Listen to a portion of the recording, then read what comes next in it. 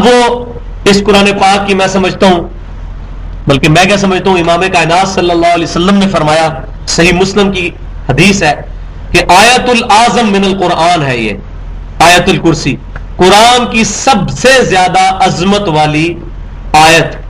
ایک آیت کے اندر اللہ تبارک و تعالیٰ نے توحید کا وہ تعارف کروایا ہے جو سورۃ الاخلاص کی تفسیر ہے۔ سورہ اخلاص کے اندر تو بس وہ 4 آیات کے اندر مختصر بات کی گئی، سورۃ الاخلاص کی تفسیر جو ہے وہ آیت الکرسی ہے۔ تو آیت الکرسی جو ہے 255 نمبر آیت سورۃ البقرہ کی، صحیح مسلم میں نبی صلی اللہ علیہ وسلم نے اس کو آیت العظم من القرآن فرمایا ہے، قرآن پاک کی سب سے عظمت والی آیت۔ تو اس سے یہ بھی پتا چل گیا کہ عظیم کا مطلب ہوتا ہے، اعظم کا مطلب ہوتا ہے عظمت والا، بڑا گروہ نہیں۔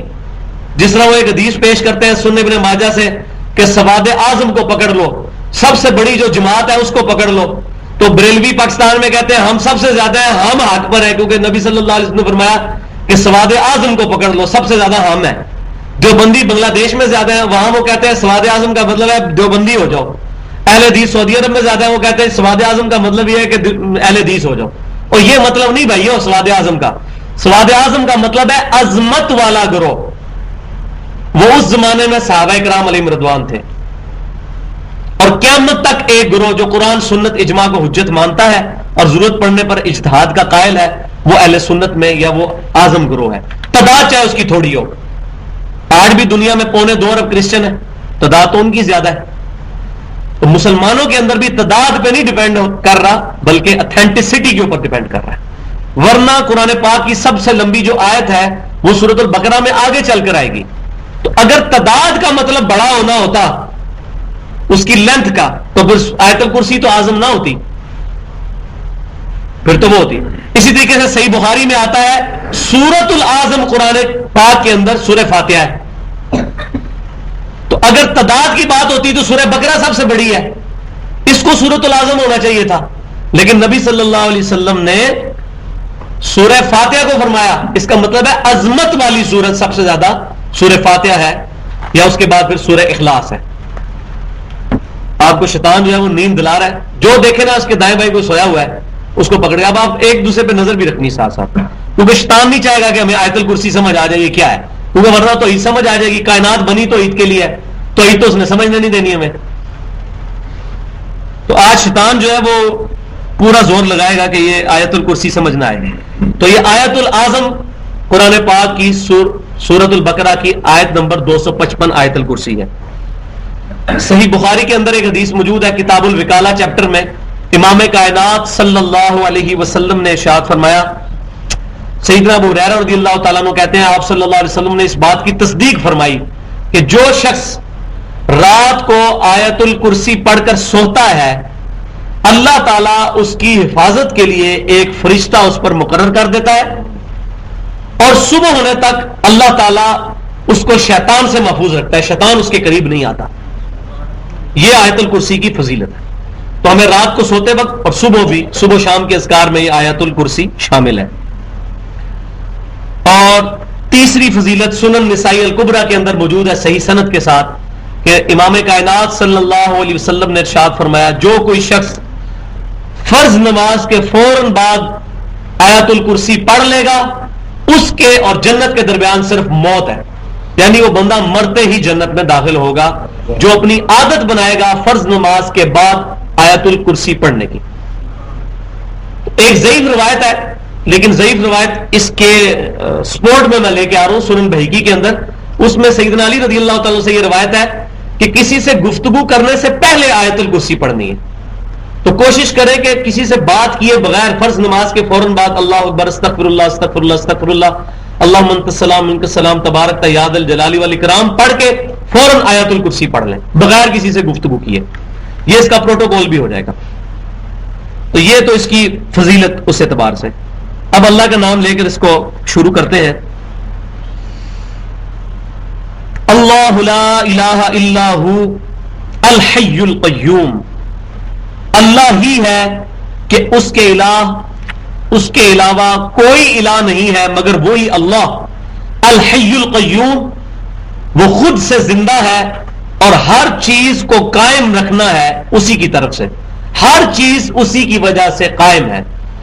جو ہمیں جتنی کائنات کے اندر چیزیں نظر آ رہی ہیں ان کا جو وجود اپنا ہے وہ اسی ایک ڈیوائن سورس کا مرہون منت ہے. اسی ایک اللہ کی وجہ سے یہ تمام چیزیں قائم ہیں. اگر اللہ تبارک و تعالیٰ کا امر نہ ہو, اللہ تبارک و تعالیٰ کی طرف سے امر کن نہ ہو, یہ تمام چیزیں سٹیبل نہیں رہ سکتی. جیسے سورہ فاطر میں اللہ تبارک و تعالیٰ شاہ فرماتا ہے کہ اللہ ہی نے تھام رکھا ہے زمین و آسمان کو. اگر اللہ تبارک و تعالیٰ نہ ان کو تھامے تو کوئی ایک ایسا نہیں کہ جو ان کو تھام سکے. یہ کائنات جھول جائے اگر اللہ تبارک و تعالیٰ نے نہ تھام رکھا ہو. تو اللہ تبارک و تعالیٰ کی قدرت ہے جس نے تمام چیزوں کو قائم رکھا ہوا ہے. تمام لوگوں کی زندگیاں, چاہے انسان ہوں, جانور ہوں, فرشتے ہوں, انبیاء ہوں, فلکیات کی جتنی چیزیں ہیں, زمین و آسمان, تمام کی زندگی مرہون منت ہے ایک اللہ کے, الحی القیوم. اور یہ اسم اعظم بھی ہے. نبی صلی اللہ علیہ وسلم جو مشکل اور پریشانی میں اللہ کی بارگاہ میں ریکویسٹ کرتے تھے, المستدرک للحاکم کے اندر یہ صحیح سند کے ساتھ موجود ہے, یا حی یا قیوم برحمتی کا الصغیر, اے خود سے زندہ ہر چیز کو تھامنے والے, میں تیری رحمت کے ساتھ تیری مدد کا سوال کرتا ہوں. یہ وہی ہے, یہ اللہ تعالیٰ کا اسم اعظم ہے, الحی, خود سے زندہ. اللہ کے علاوہ کوئی خود سے زندہ نہیں ہے, باقی سب کی زندگی اللہ کی وجہ سے ہے, جب چاہے گا لے لے گا. القیوم, جو سب کو زندہ رکھنے والا ہے, خود زندہ اور سب کو زندہ اور قائم رکھنے والا. لا تأخذہ سنۃ ولا نوم, نہ تو اللہ تعالیٰ کو کبھی اونگ آتی ہے اور نہ کبھی نیند آتی ہے. ہم لوگ جاگ بھی رہے ہوں, جس طرح ابھی کئی لوگ اونگ بھی رہے ہیں ساتھ ساتھ, ان پہ پوچھے ہوئے کہ ہم جاگ رہے ہیں لیکن اونگ تو آ رہی ہے, غافل تو ہے. اللہ تبارک و تعالیٰ کو اونگ بھی نہیں آتی, نیند آنا تو بڑی دور کی بات ہے, اونگ بھی نہیں آتی اور نہ اس کو نیند آتی ہے. کیونکہ اگر یہ معاملہ ہو جائے, اللہ تبارک و تعالیٰ نعوذ باللہ اگر کائنات سے غافل ہو جائے تو یہ سارا سسٹم کولیپس کر جائے گا. یہ سارا ڈیپینڈنٹ ہی اللہ تعالیٰ کے اوپر ہے. تو اللہ تبارک و تعالیٰ اس سے غافل نہیں ہے. لہو ما فی السماوات و ما فی الارض, اسی کے لیے ہے, اسی کا ہے جو کچھ آسمانوں میں ہے اور جو کچھ زمین کے اندر. تو یہ قرآن کا اسلوب ہے, جب بھی یہ بات آئے گی نا فی السماوات و ما فی الارض, اس سے مراد پوری کائنات ہوگی, کیونکہ سارے آسمان اور زمین اور جو کچھ ان کے درمیان یہ سب اللہ تبارک و تعالیٰ کا ہے, اسی کی ملکیت ہے. زمین کا خصوصیت سے اس لیے ذکر ہے کہ زمین اللہ تبارک و تعالیٰ کی قدرت کا شاہکار ہے. اس طرح کا کوئی پلانٹ ابھی تک دریافت نہیں ہوا کہ جہاں پر اس طرح کی زندگی موجود ہو. ویسے تو زمین سے بہت بڑے بڑے سیارے اور ستارے موجود ہیں, لیکن قرآن میں زمین پر اس لیے زور ہے کہ یہ اللہ تعالیٰ کی قدرت کا شاہکار ہے. صرف 20 لاکھ مخلوقات تو دریافت ہو چکی ہوئی ہیں, 20 لاکھ مخلوقات اس زمین کے اوپر دریافت ہو چکی ہیں. 20 لاکھ تعداد نہیں ہے, سپیشیز کی بات کر رہا ہوں. مثلا گھوڑا ایک مخلوق, گدھا دوسری مخلوق, کوا تیسری مخلوق, چیل چوتھی مخلوق. اس طریقے سے اگر گننا شروع کریں تو جانور اور پودے اور یہ چرند پرند اور حشرات ملا کر 20 لاکھ مخلوقات بنتی ہیں جو زمین پہ دریافت ہو چکی ہیں.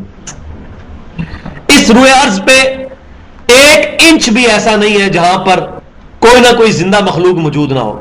ایون ہماری یہ کھال ہے, اس کے اوپر بھی بیکٹیریاز پل رہے ہیں جو ہمیں نظر نہیں آتے. تمام کی تمام چیزیں اللہ تبارک و تعالیٰ سے رزق مانگتی ہیں, اللہ تعالیٰ ان کا رزق پورا کرتا ہے. ایک دہی کے کپ کے اندر 6 ارب بیکٹیریا ہیں, more than the human population on the face of earth. دنیا میں جتنے لوگوں کی تعداد ہے اس سے زیادہ بیکٹیریا ایک دہی کے کپ کے اندر موجود ہے. وہ رزق کس سے لے رہے ہیں؟ ایک اللہ سے. اس وقت کائنات کے اندر 250 ارب 250 بلین گلیکسیز دریافت ہو چکی ہیں. ایک گلیکسی کے اندر 300 ارب سورج ہوتے ہیں, جن میں سے ایک سورج یہ ہے. یہ ہمارا جو سورج نظر آتا ہے زمین سے 13 لاکھ گنا بڑا ہے. ہر سیکنڈ میں 50 کروڑ اٹامک بم کے برابر انرجی اس میں سے ہیٹ نکل رہی ہے. یہ ایک سورج ہے. اس طرح کے 300 ارب سورج ہماری گلیکسی میں اور موجود ہیں. یہ ایک گلیکسی بنے گی ملکی وے، اور پھر اس گلیکسی کی طرح کی 250 ارب گلیکسیز اور موجود ہیں.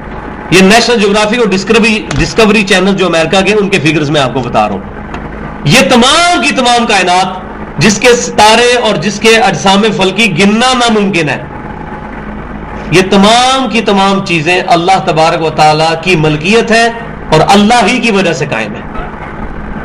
لہو ما فی السماوات و ما فی الارض، اللہ ہی کا ہے جو کچھ بھی آسمانوں اور زمین کے اندر ہے. من ذا الذی یشفع عندہ الا باذنہ، کس کی مجال ہے جو اللہ کے حضور کسی کی شفاعت کر سکے مگر اس کے اذن سے. دنیا میں سفارش کی جاتی ہے، مثال کے طور پہ کوئی جج کو جا کے یہ کہہ سکتا ہے کہ جج صاحب آپ کو نہیں پتا یہ بڑا شریف آدمی ہے، میں اس کو جانتا ہوں، یہ آپ کے سامنے جو فائل پیش کی گئی ہے یہ جھوٹے گواہ پیش کیے گئے ہیں، اصل میں تو یہ بندہ بالکل ٹھیک ہے. اب یہ اللہ کو تو کوئی نہیں کہہ سکتا جا کے کہ یہ اللہ جی آپ کو نہیں پتا، میں جانتا ہوں اس کو، میں اس کی سفارش کر رہا ہوں. یہ سفارش کا مطلب یہ ہے، یہ اللہ تعالیٰ اس چیز کی نفی کر رہا ہے. کس کی جرت ہے؟ من ذا الذی یشفع عندہ، یہ جو اتنا جو اللہ تبارک و تعالیٰ کی طرف سے شہانہ خطاب ہے، کس کی جرت ہو جو میری بارگاہ میں شفاعت کرے. مجھے کون بتائے کہ فلاں بندہ اس طرح نہیں اس طرح ہے، اس کے ساتھ زیادتی ہوئی ہے، فرشتوں نے اس کی غلط چیزیں لکھ لی ہیں. کون ہے جو مجھے یہ بات بتائے؟ الا باذنی، ہاں میرے اذن سے کوئی بات کرے، میں جس کو اجازت دوں کہ فلاں کی شفاعت کرے وہ علیحدہ معاملہ ہے، ورنہ مجھے فیکٹ آف فائلز کون بتا سکتا ہے؟ یہ سارے فیکٹس، کسی کی بھی فائل جو کھلے گی اس کی جرم کی داستان وہ تو میں جانتا ہوں. الا باذنی، یہ واحد مقام ہے جہاں سورۃ البقرہ میں اللہ تعالیٰ نے پہلے تو ڈینائی کیا کہ کوئی شفاعت نہیں کر سکتا، لیکن ساتھ فرمایا الا باذنہ، مگر اس کے اذن کے ساتھ. اب اذن کس کو دیا ہے اللہ تبارک و تعالیٰ نے؟ شفاعت کا. ایک اذن تو وہ ہے جو شفاعت کبریٰ ہے، جو امام کائنات سید الاولین والآخرین شفیع المذنبین رحمت للعالمین سیدنا و مولانا محمد رسول اللہ صلی اللہ علیہ وآلہ وسلم کو اللہ تبارک و تعالیٰ نے مقام محمود پر فائز فرمایا ہے. صحیح بخاری اور صحیح مسلم کی متفق علیہ حدیث ہے. حدیث کیا ہے؟ حدیثیں ہیں، درجنوں حدیثیں ہیں بخاری اور مسلم کی، اور باقی کتابوں میں بھی سینکڑوں کی تعداد میں. یہ تو حدیث متواترہ ہے شفاعت کے بارے میں جو عقیدہ. لہذا پوری دنیا کے مسلمان، چاہے اہل سنت کے ماننے والے ہوں، بریلوی، دیوبندی، اہل حدیث یا اہل تشیع ہوں، کسی کا شفاعت کے معاملے میں کوئی اختلاف نہیں ہے. سب مانتے ہیں کہ نبی صلی اللہ علیہ وسلم کو اللہ تعالیٰ شفاعت کا اذن عطا فرمائے گا، کسی کا کوئی اختلاف نہیں ہے. بخاری اور مسلم کی متفق علیہ حدیث ہے، امام کائنات صلی اللہ علیہ وسلم فرماتے ہیں میں تمام اولین اور آخرین کا سردار ہوں. یہ اس لیے اس کے بعد آپ صلی اللہ علیہ وسلم کی حدیث شفاعت شروع ہو جاتی ہے کہ قیامت والے دن سب کے سب لوگ جب پریشانی کے عالم میں ہوں گے تو اکٹھے ہو کر سیدنا آدم علیہ السلام کے پاس جائیں گے، ان سے ریکویسٹ کریں گے کہ آپ ہماری شفاعت کریں. لیکن آدم علیہ السلام کہیں گے کہ آج تو مجھے اپنی جان کی فکر ہے، تم نوح علیہ السلام کے پاس جاؤ. لوگ نوح علیہ السلام کے پاس جائیں گے تو نوح علیہ السلام کہیں گے آج تو مجھے اپنی جان کی فکر ہے. تم ابراہیم علیہ السلام کے پاس جاؤ، لوگ ابراہیم علیہ السلام کے پاس جائیں گے، وہ کہیں گے آج مجھے اپنی جان کی فکر ہے. موسیٰ علیہ السلام کے پاس جاؤ. اس طریقے سے مختلف حدیث میں مختلف الفاظ ہیں. مختصر یہ کہ اینڈ پہ لوگ حضرت عیسیٰ علیہ السلام تک پہنچیں گے تو عیسیٰ بن مریم علیہ السلام کہیں گے کہ آج کے دن میں اس شخص کو جانتا ہوں کہ جس کے ہاتھ پر شفاعت کا دروازہ کھلے گا، تم محمد رسول اللہ صلی اللہ علیہ وسلم کے پاس چلے جاؤ، وہ شفاعت کریں گے. آپ صلی اللہ علیہ وسلم فرماتے ہیں پھر لوگ میرے پاس آئیں گے تو میں کہوں گا کہ ہاں میں شفاعت کروں گا. آپ صلی اللہ علیہ وسلم کہتے ہیں میں اللہ تعالیٰ کی بارگاہ میں سجدہ ریز ہوں گا اور جب تک اللہ چاہے گا میں سجدے میں ہی رہوں گا. پھر اللہ تبارک و تعالیٰ مجھے فرمائے گا اے محمد صلی اللہ علیہ وسلم اپنا مبارک سر اٹھائیے، آپ شفاعت کریں، آپ کی شفاعت قبول کی جائے گی، آپ بات کریں، آپ کی بات سنی جائے گی. تو آپ صلی اللہ علیہ وسلم فرماتے ہیں پھر اللہ تعالیٰ میرے لیے تعداد مخصوص کر دے گا کہ آپ اتنے امتیوں کو دوزخ سے نکال کر جنت میں لے جائیں، ان کی شفاعت فرمائیں. تو میں پھر ان کی شفاعت کروں گا، پھر واپس آؤں گا، پھر میں نبی سے اللہ تعالیٰ کی بارگاہ میں سجدہ کروں گا. پھر اللہ تبارک و تعالیٰ مجھے فرمائے گا اپنا سر اٹھائیے. پھر اللہ تعالیٰ مجھے کلمات سکھائے گا. جس سے میں اللہ تعالیٰ کی توحید بیان کروں گا, اللہ کی تعریف بیان کروں گا, پھر اللہ تعالیٰ میرے لیے ایک تعداد مخصوص کرے گا. اس طرح 3 دفعہ ہوگا. اور پھر تیسری دفعہ اللہ تبارک و تعالیٰ سے میں ریکویسٹ کروں گا کہ جس نے ایک دفعہ بھی اخلاص کے ساتھ کہا ہے لا الہ الا اللہ محمد رسول اللہ صلی اللہ علیہ وسلم, اس کو بھی میں دوزخ سے نکال لوں, تو وہ شفاعت قبول کی جائے گی. آپ صلی اللہ علیہ وسلم پھر آخری دفعہ جب جائیں گے دوزخ کی طرف تو تمام اپنے امتیوں کو نکال لیں گے, مگر وہ لوگ کہ جن کے بارے میں پھر فرشتے کہیں گے کہ یا رسول اللہ صلی اللہ علیہ وسلم آپ کے سارے امتی اب دوزخ سے نکل چکے ہیں سوائے ان امتیوں کے کہ جن کو قرآن نے جنت میں جانے سے روک لیا ہے, اور وہ کبھی بھی اب جنت میں نہیں جائیں گے. قرآن نے کن لوگوں کو روک لیا ہے؟ وہ جو اللہ تعالیٰ کا کیٹاگوریکل فیصلہ ہے سورۃ المائدہ کی آیت نمبر 72 میں, انہ من یشرک باللہ فقد حرم اللہ علیہ الجنہ ومأواہ النار وما للظالمین من انصار, کہ بے شک جو کوئی اللہ کے ساتھ شرک کرے گا اللہ تعالیٰ نے اس پہ دوزخ حرام کر دی ہے, جنت حرام کر دی ہے, اس کا ٹھکانہ دوزخ ہے اور وہاں اس کا کوئی بھی مددگار نہیں ہوگا والعیاذ باللہ. پھر 2 دفعہ اللہ تعالیٰ نے سورۃ النساء میں آیت نمبر 48 اور 116 میں ارشاد فرمایا ان اللہ لا یغفر ان یشرک بہ, اللہ تعالیٰ اس گناہ کو کبھی معاف نہیں کرے گا کہ کوئی شخص اللہ کے ساتھ شرک کرے. ویغفر ما دون ذلک لمن یشاء, اس کے علاوہ جس کا گناہ چاہے گا معاف کر دے گا. ومن یشرک باللہ فقد ضل ضلالا بعیدا, اور جو کوئی بھی اللہ کے ساتھ شرک کرے گا وہ گمراہی میں دور جا پڑا. تو شرک کرنے والے کی مغفرت نہیں ہوگی, شرک کرنے والے کی شفاعت بھی نہیں ہوگی. نبی صلی اللہ علیہ وسلم جب یہ سنیں گے کہ قرآن نے روک رکھا ہے تو آپ صلی اللہ علیہ وسلم اس کی شفاعت نہیں کریں گے, اگرچہ وہ آپ صلی اللہ علیہ وسلم کے امتی ہوں گے لیکن ان کی شفاعت نہیں ہوگی. صحیح مسلم میں حدیث ہے جس مسلمان کے جنازے میں 40 ایسے مسلمان شریک ہوں جو شرک نہ کرتے ہوں اللہ تعالیٰ ان کی شفاعت اس کے حق میں قبول کر لے گا. تو اس کا مطلب ہے جنازہ پڑھنے والا بھی مشرک ہو سکتا ہے. تو یہ جو ایک جھوٹی بات پبلک میں چل رہی ہے کہ جی شرک ختم ہو چکا ہے اب کوئی بھی شرک نہیں کرے گا قیامت تک, شرک صرف ایک گروہ سے ختم ہوا ہے, وہ صحابہ کرام علیہ رضوان تھے اور ان کے مجلس پر قیامت تک ایک گروہ, باقی 73 میں سے تو 72 فرقوں نے دوزخ میں جانا ہے, تو شرک میں تو مبتلا ہوں گے. ایک گروہ شرک سے محفوظ رہے گا قیامت تک, اسی کی شفاعت نبی صلی اللہ علیہ وسلم نے کرنی ہے. ورنہ آپ کیوں فرما رہے ہیں کہ جس کا جنازے میں 40 مسلمان ایسے شریک ہوں جو شرک نہ کرتے ہوں, جنازہ تو پڑھتا ہی مسلمان ہے, اس کا مطلب مسلمان بھی شرک کر سکتا ہے. اس میں ہمارا پورا پمفلٹ ہے ریسرچ پیپر, دعا صرف ایک اللہ ہی سے, وہ ٹاپک نہیں ہے. تو آپ صلی اللہ علیہ وسلم نے حدیث شفاعت کے بعد پھر آپ نے آیت تلاوت فرمائی, صحیح بخاری اور مسلم میں آتا ہے سورہ بنی اسرائیل کی وہ آیت, عسیٰ ان یبعثک ربک مقاما محمودا, اے محبوب صلی اللہ علیہ وسلم ان قریب آپ کا رب آپ کو اس جگہ پر فائز کرے گا, مقام محمود پر, یعنی ایسے مقام پر جہاں لوگ آپ کی تعریف بیان کریں گے. تو یہ مقام محمود کا ذکر قرآن میں بھی موجود ہے, یہ نبی صلی اللہ علیہ وسلم کی شفاعت کا ذکر ہے. صحیح بخاری اور مسلم کی حدیث سے ہمیں یہ بات پتہ چلی. اسی طریقے سے صحیح مسلم کے اندر یہ حدیث موجود ہے, نبی صلی اللہ علیہ وسلم ایک دفعہ بیٹھے ہوئے آپ صلی اللہ علیہ وسلم نے رونا شروع کر دیا, پچھلے انبیاء کرام کو یاد کر کے کہ پچھلے انبیاء کرام علیہ السلام نے اپنی امتوں کے بارے میں کیا کیا بات کی.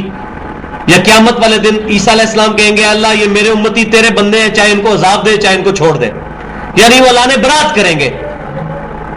لیکن نبی صلی اللہ علیہ وسلم یہ بات کرتے کرتے آپ صلی اللہ علیہ وسلم نے رونا شروع کر دیا اور آپ نے کہا اے اللہ میری امت میری امت میری امت. اسی وقت پھر اللہ تبارک تعالیٰ نے سیدنا جبرائیل علیہ السلام کو بھیجا. یہ حدیث صحیح مسلم کتاب الایمان میں موجود ہے, اور جبرائیل علیہ السلام نے آ کر نبی صلی اللہ علیہ وسلم کو تسلی دی کہ اللہ تعالیٰ فرماتا ہے کہ اے نبی صلی اللہ علیہ وسلم ہم آپ کو آپ کی امت کے معاملے میں راضی کر دیں گے اور آپ صلی اللہ علیہ وسلم کو آپ کی امت کے معاملے میں غمناک نہیں ہونے دیں گے. تو آپ صلی اللہ علیہ وسلم کو شفاعت کا اللہ تبارک تعالیٰ نے اذن عطا فرمایا. قرآن پاک میں بھی ہے وَلَسَوْفَ يُعْطِيكَ رَبُّكَ فَتَرْضَىٰ, اے محبوب صلی اللہ علیہ وسلم آپ کا رب آپ کو اتنا دے گا کہ آپ اپنے رب سے راضی ہو جائیں گے. تو آپ صلی اللہ علیہ وسلم کو شفاعت کا اختیار دیا گیا. لیکن بخاری اور مسلم کی حدیث ہے, امام کائنات صلی اللہ علیہ وسلم نے فرمایا ہر نبی کو اللہ تعالیٰ نے ایک دعا دی تھی, اس نبی نے وہ دعا دنیا میں ہی کر لی. میں نے ایک وہ مقبول دعا اپنی امت کے لیے سنبھال کر رکھی ہے, میں اس دعا کے ذریعے اپنی امت کی شفاعت کروں گا قیامت والے دن, اور میری شفاعت سے میرے ہر امتی کو فائدہ پہنچے گا سوائے اس شخص کے کہ جس نے اللہ کے ساتھ کسی قسم کا شرک کیا ہوگا۔ مشرک کو نبی صلی اللہ علیہ وسلم کی شفاعت کوئی نہیں ملنی، چاہے وہ نعرہ لگاتا رہے غلامی رسول میں موت بھی قبول ہے۔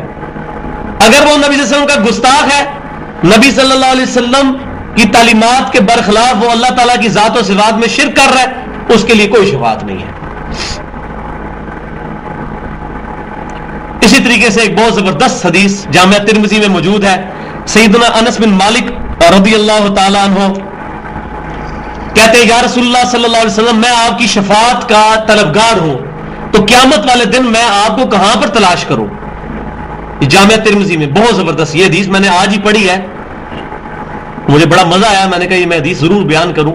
پہلے سنی سنائی تھی، لیکن پہلے ہم سنا کے سننی تھے، آپ پڑھ لکھ کے سننی ہے، تو سنی سنائی چیز بیان نہیں کرنی چاہیے جب تک خود صحیح سند کے ساتھ پڑھ نہ لیں۔ تو حضرت انس نے کہا، سیدنا انس رضی اللہ تعالیٰ نے عرض کی کہ اللہ کے نبی میں آپ کی شفاعت کا طلبگار ہوں، تو قیامت والے دن میں آپ کو کہاں پر تلاش کروں؟ تو آپ صلی اللہ علیہ وسلم نے فرمایا کہ مجھے تم پل صراط پہ ڈھونڈ لینا، میں پل صراط پر ہوں گا، اپنے امتیوں کو وہاں سے گزار رہا ہوں گا۔ تو انہوں نے کہا یا رسول اللہ علیہ وسلم، اگر میں پل صراط پہ آپ کو نہ مل سکوں تو میں پھر آپ کو کہاں پر تلاش کروں؟ تو آپ نے فرمایا اگر میں پل صراط پر نہ ہوا تو میں پھر میزان اعمال پر ہوں گا، جہاں میزان اعمال نامے تولے جا رہے ہوں گے وہاں پر میں ہوں گا۔ ان کا یا رسول اللہ علیہ وسلم اگر میں وہاں بھی آپ کو نہ پاؤں تو آپ صلی اللہ علیہ وسلم فرمایا پھر مجھے حوض کوثر پہ تلاش کر لینا، میں اپنے پیاسے امتیوں کو مشروب پلا رہا ہوں گا۔ تو انہوں نے کہا یا رسول اللہ علیہ وسلم اگر میں وہاں بھی آپ کو نہ پاؤں تو آپ نے فرمایا نہیں، ان 3 جگہوں کے علاوہ میں کہیں اور نہیں ہوں گا، میں انہی 3 جگہوں پر ہوں گا۔ تو آپ صلی اللہ علیہ وسلم کی شفاعت کے حقدار جو لوگ بنیں گے وہ لوگ ہوں گے جنہوں نے قرآن سنت اجماع کو حجت مانا ہوگا، ورنہ میں نے بخاری اور مسلم کی حدیث کئی دفعہ بتائی کہ آپ صلی اللہ علیہ وسلم آتے ہیں قیامت والے دن میرے حوض کوثر پہ کچھ میرے امتی لائے جائیں گے، میں ان کو جب پانی پلانے لگوں گا، وہ مشروب پلانے لگوں گا، ان کے اور میرے درمیان دیوار کھڑی کر دی جائے گی اور مجھے کہا جائے گا کہ اے اللہ کے نبی آپ کو نہیں پتا آپ کی وفات کے بعد انہوں نے دین میں بدعتیں جاری کر دی تھی اور دین سے الٹے قدم پھر گئے تھے، ہوں گے آپ کے امتی کیونکہ ان کے عزائے وضو چمک رہے ہوں گے، آپ پہچان لیں گے یہ میرے امتی ہیں، لیکن نبی صلی اللہ علیہ وسلم کو کہا جائے گا انہوں نے دین میں بدعتیں داخل کر دی تھی، یہ دین سے الٹے قدم پھر گئے تھے۔ آپ صلی اللہ علیہ وسلم اس وقت فرمائیں گے سحقا سحقا لمن غیر بعدی، دوسری روایت میں آتا ہے سحقا سحقا لمن بدل بعدی، ان پر پھٹکارو، ان کو مجھ سے دور کر دو جنہوں نے میری وفات کے بعد میرے دین کو بدل دیا۔ تو یہ شفاعت اتنی سوکھی نہیں ملنے کی جب تک عقیدے اور نظریات اس مطابق نہیں ہوں گے جو آپ صلی اللہ علیہ وسلم کی مبارک تعلیمات ہیں۔ تو آپ صلی اللہ علیہ وسلم کی شفاعت انشاءاللہ ملے گی۔ اور یہاں وہ حدیث بھی جو مجھے پرسنلی بہت پسند ہے، صحیح مسلم کی حدیث ہے کتاب الصلاح میں 1094 نمبر انٹرنیشنل نمبرنگ کے اندر، کہ امام کائنات صلی اللہ علیہ وسلم کو سیدنا ربیعہ بن کعب رضی اللہ تعالیٰ عنہ وضو کروایا کرتے تھے۔ ایک دن آپ صلی اللہ علیہ وسلم نے ان سے کہا سل ربیعہ، مانگ ربیعہ کیا مانگتا ہے؟ تو انہوں نے بھی کیا بات خوب دعا کے لیے نبی صلی اللہ علیہ وسلم سے عرض کی، اے اللہ کے نبی صلی اللہ علیہ وسلم میں جنت میں آپ کا پڑوس مانگتا ہوں۔ آپ صلی اللہ علیہ وسلم نے کہا اس کے علاوہ بھی کچھ مانگ لیں۔ انہوں نے کہا یا رسول اللہ بس مجھے جنت میں آپ کا پڑوس چاہیے۔ ہماری طرح کو ہوتا دنیا دار تو اور چیزیں بھی مانگتا، لیکن نبی صلی اللہ علیہ وسلم سے انہوں نے کہا کہ آپ بس اس کے لیے میرے لیے دعا فرما دیں۔ تو آپ صلی اللہ علیہ وسلم نے فرمایا کہ پھر تو کثرت سجود کے ساتھ میری مدد کر، یعنی یہ نہیں ہے کہ بغیر کیے ہوئے کچھ مل جائے گا، یعنی نمازوں میں پابندی رکھ، کثرت سجود کے ساتھ میری مدد کر، یعنی تیری اللہ کی بارگاہ میں تو میں سفارش کر دوں گا، لیکن نیک اعمال بھی اپنے کرتوت بھی ایسے کر کہ اس کی وجہ سے تو وہاں تک پہنچ جائے، تو کثرت سجود کے ساتھ میری مدد کر۔ تو اس سے یہ پتا چلا کہ صحابہ کرام علیہم رضوان جنت کے مشتاق تھے، لہذا جو چند صوفیاء کا یہ غلط کنسپٹ ہے، سب صوفیاء کا تو نہیں میں کہتا لیکن چند صوفیاء کا، وہ کہتے ہیں کہ سانو جنت نہیں چاہیے، اسی تے اللہ سے عبادت کرتے ہیں کرنے سانو دوزخ دا کوئی ڈر نہیں، تو یہ عقیدہ صراحتاً باطل قرآن اور سنت کے خلاف ہے۔ اور ادھر ہی وہ واقعہ جو بڑا مشہور ہے تذکرۃ الاولیاء کتاب کے اندر، شیخ فرید الدین عطار نے 800 سال پہلے کتاب لکھی ہے جس میں انتہائی خطرناک یہ واقعہ لکھا ہوا ہے کہ رابعہ بصریہ کے بارے میں، پتہ نہیں اس بیچاری نے یہ کہا بھی ہے کہ نہیں، وہ تو فوت ہو چکی ہیں اللہ کی بارگاہ میں، ہم ان کو تو کچھ برا نہیں کہتے، لیکن ان کی باتیں جو کتاب میں موجود ہیں ہم وہ تو بیان کریں گے، لوگوں کو بتائیں گے غلطی کیا ہے۔ اللہ تعالیٰ بھی عیسائیوں کی غلطیاں بتاتا ہے، مشرکین مکہ کی غلطیاں بتاتا ہے، ہمیں بھی مسلمانوں کی جو غلطیاں پوائنٹ آؤٹ کرنی چاہیے بغیر کسی پر گالی گلوچ کیے ہوئے۔ غلطی بتائیں گے تو کوئی اصلاح کرے گا۔ ایک قادیانی کو یہ بتائیں گے نہیں ختم نبوت کا کیا مطلب ہے، جی جو جس سے لگے انہوں لگا رہنے دو، اس کو کیسے سمجھ آئے گی؟ تو رابعہ بصریہ نے ایک دن ایک ہاتھ میں پانی اٹھایا ہوا، ایک ہاتھ میں اس نے آگ اٹھائی ہوئی، تو لوگوں نے پوچھا کہاں جا رہی ہے؟ اس نے کہا جی میں یہ پانی سے دوزخ کی آگ بجھانا چاہتی ہوں اور اس آگ سے میں جنت کو آگ لگانا چاہتی ہوں تاکہ لوگ جنت دوزخ کی وجہ سے نہیں، اللہ کی وجہ سے اللہ کی عبادت کریں۔ استغفر اللہ واتوب الیہ والعیاذ باللہ تعالی۔ اب لوگ یہ پہلے ہم بھی واقعات آج سے 2-3 سال پہلے بیان کر کے بڑا جھومتے تھے، ہاں جی کیا توحید ہے جی، کھیت ہے مٹی توحید ہے، یہ توحید ہے، یہ تو گستاخی ہے۔ ایمان والے تو جنت میں نبی کا پڑوس مانگ رہے ہیں، اور نبی صلی اللہ علیہ وسلم بھی یہ بھی نہیں کہہ رہے کہ جنت میں آگ لا۔ اور مزے کی بات ہے اس صحابی کا نام ہے ربیہ، تو میں کہتا ہوں میرا عقیدہ ربیہ کے ساتھ ہے، رابعہ بصری کے ساتھ نہیں ہے۔ رابعہ اور ربیہ دونوں ایک جیسے ہی نام ہے، ہم ربیہ کے ساتھ ہے، رابعہ کے۔ ہم بھی دعا کرتے ہیں کہ اللہ تعالی ہمیں جنت میں امام کائنات صلی اللہ علیہ وسلم کا پڑوس نصیب فرمائے، اور جنت میں سب سے بڑی دولت اللہ تعالیٰ کا دیدار ہے، وہ جنت میں جائے بغیر ہونا کوئی نہیں ہے۔ تو جو یہ کہہ رہا ہے میں اللہ کے لیے عبادت کرتا ہوں تو اللہ جنت میں ہی دیدار کروائے گا، دوزخ میں اللہ کا دیدار کوئی نہیں ہونا۔ تو جنت میں جانا ضروری ہے اللہ کے دیدار کے لیے، لہذا جنت دوزخ کے بارے میں اس طرح کی گفتگو کرنا اور منہ سے اول فول بکنا یہ سخت جرم ہے۔ مگر بکنا تو بڑا چھوٹا لفظ ہے، میں کہتا ہوں یہ کفر بولنا، یہ کفریات ہے۔ جنت کی توہین کرنا، جنت کی توہین اللہ کی توہین ہے، نعوذ باللہ، کیونکہ اللہ کی رحمت کا جو مقام ہے وہ جنت ہے۔ میں نے شفاعت کے اوپر کافی ڈیٹیل کے ساتھ گفتگو کی الحمدللہ۔ یعلم ما بین ایدیہم وما خلفہم، اللہ تعالیٰ جانتا ہے جو ان سے پہلے ہو چکا اور جو ان کے بعد ہونے والا ہے، یعنی جس کی شفاعت آپ کر رہے ہو یا جو شفاعت کرنے والا ہے اس کے اپنے معاملات بھی اللہ تعالیٰ جانتا ہے، جو پہلے کر رہا ہے جو بعد میں ہونے والا ہے۔ اللہ کو کون بتائے کہ یا اللہ اس کی شفاعت قبول کر لے میری طرف سے، اس بیچارے نے یہ نہیں کیا، اللہ تو جانتا ہے جو کچھ آگے کیا جو کچھ پیچھے چھوڑ گیا ہے۔ وَلَا يُحِيطُونَ بِشَيْءٍ مِّنْ عِلْمِهِ إِلَّا بِمَا شَاءَ، اللہ تعالیٰ کے علم میں سے کوئی بھی کسی چیز کا احاطہ نہیں کر سکتا، اور خصوصاً فرشتوں کی طرف اشارہ ہے کہ وہ اللہ کے علم میں سے کسی چیز کا احاطہ نہیں کر سکتے مگر جو اللہ چاہتا ہے، جو اللہ تعالیٰ چاہے گا وہ احاطہ کروا دے گا۔ جیسا کہ اللہ تبارک و تعالیٰ نے حضرت آدم علیہ السلام کو چیزوں کے نام سکھا دیے، فرشتوں کو نہیں سکھائے، آدم علیہ السلام نے بتا دیے، فرشتے نہیں بتا سکے۔ اس طرح فرشتوں کو کئی چیزیں سکھا دی، انبیاء کرام کو کئی سکھا دی، حضرت خضر علیہ السلام کو اللہ تعالیٰ نے وہ 3 چیزیں سکھا دی جو سورۃ الکہف میں آتی ہے، حضرت موسیٰ علیہ السلام کو نہیں پتا تھی، حضرت موسیٰ علیہ السلام نے حضرت خضر علیہ السلام سے سیکھی، ایک نبی کو بتا دی دوسرے کو نہیں بتائی تھی۔ تو اللہ تبارک و تعالیٰ جس کو چاہتا ہے اپنے علم میں سے جتنا چاہتا ہے وہ عطا فرما دیتا ہے۔ یہاں بھی اللہ تعالیٰ نے علم کا لفظ استعمال کیا، لہٰذا یہ علم غیب بولنا کہ کسی نبی کے پاس علم غیب ہوتا ہے اس میں کوئی حرج نہیں ہے، اگر عقیدہ یہ ہو کہ اللہ تبارک و تعالیٰ جو عطا فرماتا ہے۔ عالم الغیب صرف اللہ ہے، عالم الغیب والشہادہ وہ اللہ ہے۔ علم غیب کا لفظ بولا جا سکتا ہے، میں نے حدیث بھی بتائی تھی، الا بما شاء، جتنا اللہ تعالیٰ چاہتا ہے اتنا علم کے اوپر ان کو جو ہے مطلع کر دیتا ہے۔ وسع کرسیہ السماوات والارض، اور اللہ تبارک و تعالیٰ کی کرسی نے زمینوں کو اور زمین کو اور آسمانوں کو گھیر رکھا ہے۔ ولا یعودہ حفظہما، اور اللہ تعالیٰ کو زمین و آسمان کی حفاظت کوئی مشکل نہیں ہے اتنی بڑی کائنات کی۔ ولا یعودہ حفظہما، اس کی حفاظت اللہ پر کوئی مشکل نہیں۔ ہم تو گھر میں ماشاءاللہ میرے 3 بچے ہیں، مجھے پتا ہے ایک بچے کو سنبھالنا مشکل کام ہے، تو زمین و آسمان کی ساری مخلوقات کو سنبھالنا، ان کی حفاظت کرنا، اللہ تبارک و تعالیٰ کہتا ہے مجھے کوئی بار نہیں اس کے اوپر، کوئی مشکل نہیں ہے۔ وَهُوَ الْعَلِيُّ الْعَظِيمُ، اور وہی ہے سب سے بلند، العلی بلند ہے، العظیم عظمت والا ہے۔ یہاں پر یہ اسماء و صفات کا تھوڑا سا مسئلہ میں ایڈریس کر دوں۔ یہاں پہ یہ لفظ آیا وسع کرسیہ السماوات والارض، اللہ تعالیٰ کی کرسی نے آسمانوں کو اور زمین کو گھیر رکھا ہے، زمین و آسمان سموئے ہوئے ہیں اللہ کی کرسی میں۔ اب بعض لوگ اس کی تعویل کرتے ہیں کہ اس کرسی سے مراد بادشاہت ہے، حالانکہ اہل سنت کا یہ عقیدہ ہے کہ وہ اللہ تعالیٰ کی جو صفات قرآن میں آئی ہیں ان کی تعویل کیے بغیر ان پر بغیر کیفیت کے ایمان رکھتے ہیں، جبکہ اہل بدعت جو ہے جہمیہ، ان کا یہ عقیدہ ہے کہ وہ اللہ تبارک و تعالیٰ کی صفات کی تعویل کرتے ہیں۔ مثال کے طور پر صحیح بخاری اور مسلم میں حدیث آتی ہے کہ اللہ تبارک و تعالیٰ نے حضرت آدم علیہ السلام کو اپنے ہاتھوں سے پیدا کیا، یہ کیٹاگوریکل مینشن ہے، اور اشارتاً قرآن میں بھی ہے کہ اللہ تعالیٰ نے شیطان سے کہا کہ تو اس کو سجدہ کیوں نہیں کرتا جس کو میں اپنے ہاتھوں سے میں نے بنایا۔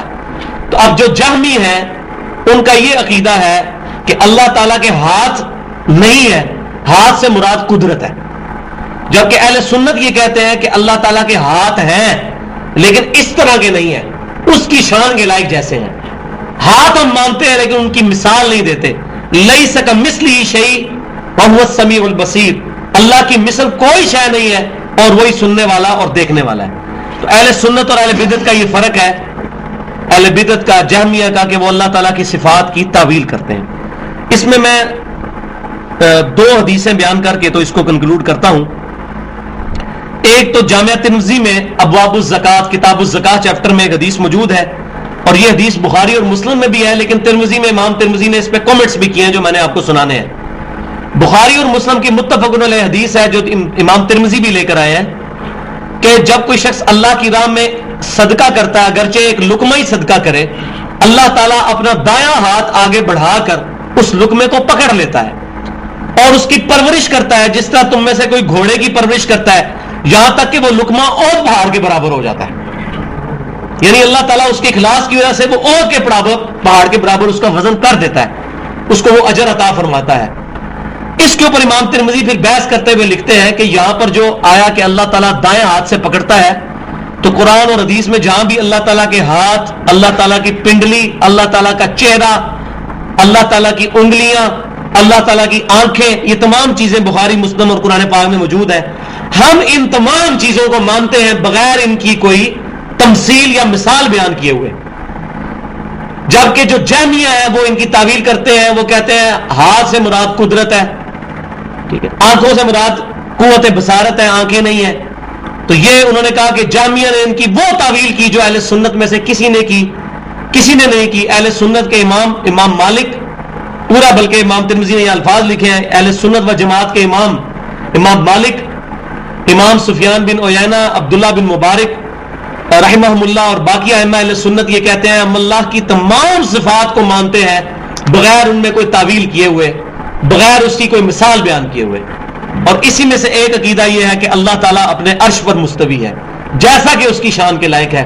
ہم اس کی کوئی تعویل نہیں کرتے کہ اللہ تعالیٰ عرش پر مستوی نہیں، بلکہ اللہ نے غلبہ فرمایا عرش پہ، جیسا کہ المہند علی المفند کے اندر شیخ خلیل سہارنپوری نے 1906 کے اندر اپنے عقیدوں میں لکھا، علماء دیوبند کے 35 علماء کے اس پہ سائن ہے کہ ہم اللہ تعالیٰ کو جو عرش پہ مانتے ہیں، تو اگرچہ اچھا انہوں نے بھی یہ بات مانی ہے، اگرچہ سلف نے اس کی کوئی تعویل نہیں کی، لیکن ہم بعد والے علماء نے لوگوں کو سمجھانے کے لیے، تاکہ لوگوں کو یہ بات سمجھ آئے، لوگوں کو سمجھانے کی کیا ضرورت ہے؟ اللہ تعالیٰ تو سورہ آل عمران کی 7 نمبر آیت میں فرما رہا ہے کہ متشابہات کے پیچھے وہ لوگ رکھتے ہیں جن کے دلوں میں کجی اور ٹیڑھ پن ہوتا ہے۔ تو یہ تو متشابہات ہیں، ان کے پیچھے لگنے کی کیا ضرورت ہے؟ کہتے ہیں بعد کے لوگوں نے بھی اس کی تفسیر بیان کی کہ اللہ تعالیٰ نے حضرت آدم علیہ السلام کو اپنے ہاتھوں سے نہیں بنایا بلکہ قدرت سے بنایا۔ اللہ تعالیٰ عرش پہ مستوی نہیں ہوا، بلکہ اس سے مراد ہے اللہ تعالیٰ نے عرش پر قبضہ فرمایا۔ تو اس طریقے سے تعویل کرنا یہ اہل سنت کا عقیدہ نہیں ہے۔ امام بخاری رحمۃ اللہ علیہ تقریباً 200 حدیثیں لے کے آئے اپنے آخری چیپٹر میں کتاب التوحید میں، اس کا نام بھی ہے کتاب التوحید، رد جہمیہ کے اوپر، کہ جہمیوں کے عقیدے کیا ہیں اور اہل سنت کے عقیدے۔ تو اہل سنت اللہ تعالیٰ کو عرش پر مستوی مانتے ہیں اپنی شان کے لائق، اور اس کی کوئی تعویل بیان نہیں کرتے کہ جی عرش پہ ہونے سے مراد جو ہے وہ غلبہ ہے، نعوذ باللہ من ذالک۔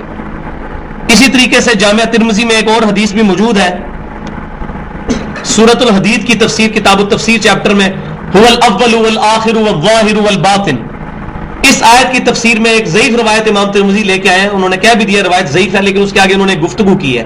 اس ضعیف روایت میں یہ ہے کہ تم جہاں کہیں بھی زمین میں رسی پھینکو گے وہ اللہ تعالیٰ تک ہی پہنچے گی۔